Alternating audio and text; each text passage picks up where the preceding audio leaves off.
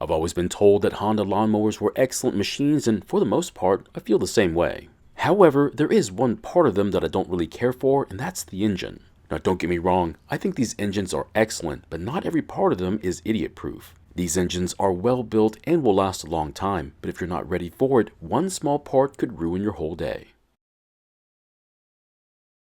In today's video, we're going to be looking at this Honda lawnmower, and the problem is that it's having a tough time starting and it takes way more pulls before it does. Here's the strange part, it was working just fine until recently, which means something must have failed recently as well. Now I do have to mention it though, but it does run absolutely fine when it finally decides to start and run. But before we get too far into the project, we better record all the stickers we can find just in case we need to order parts for it.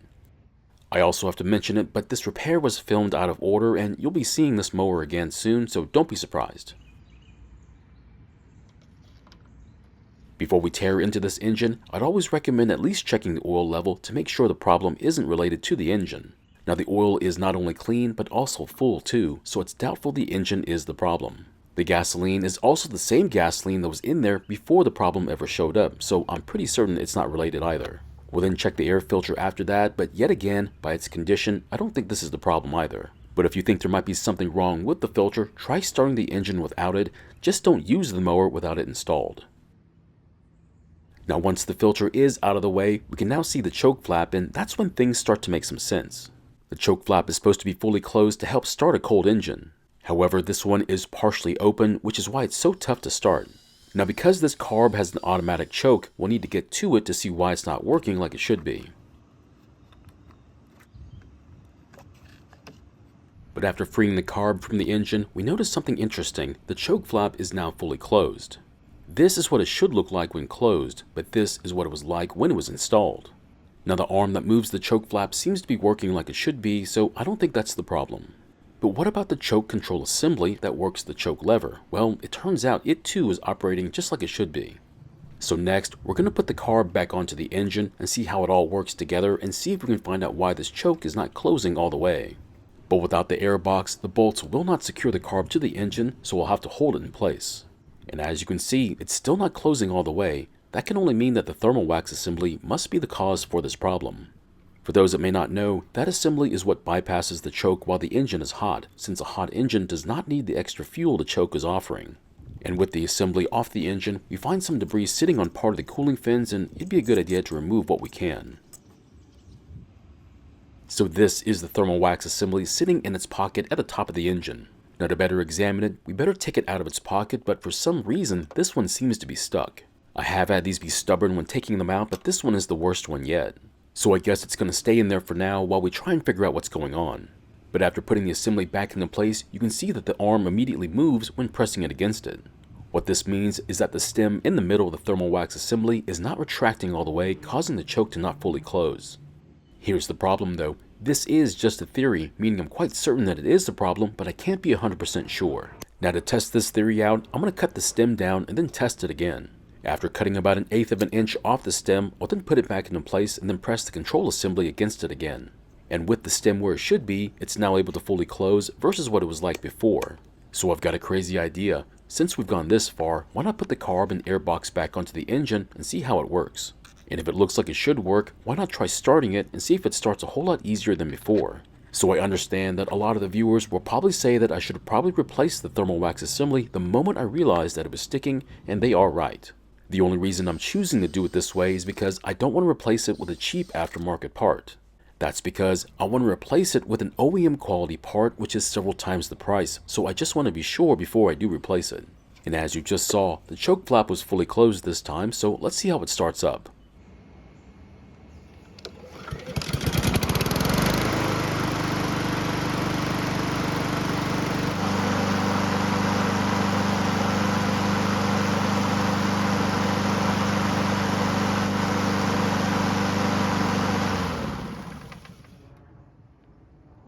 And as you just saw, the engine started quite easily with a single pull.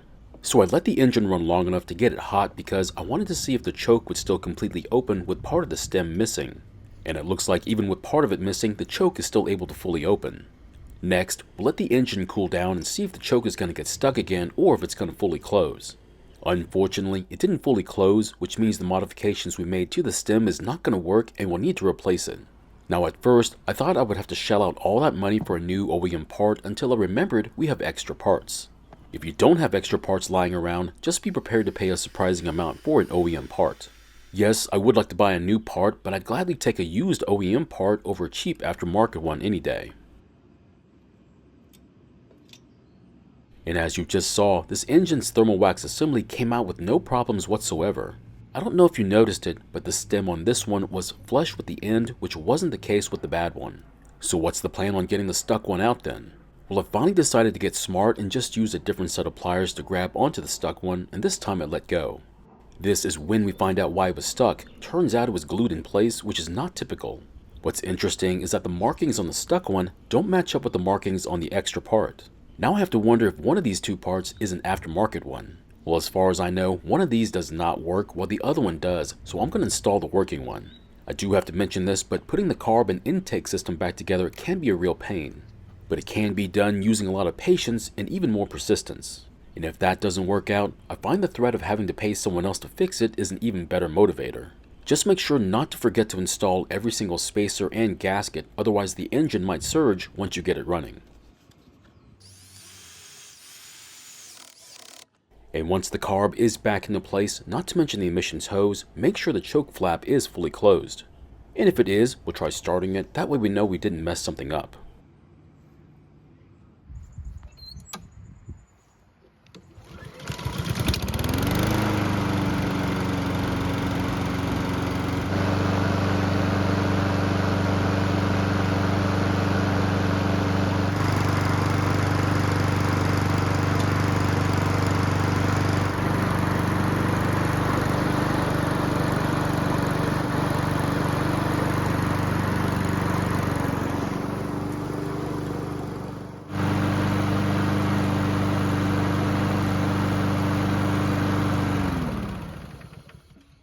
So the engine's been running for several minutes and it should be good and hot. Let's see how it starts back up.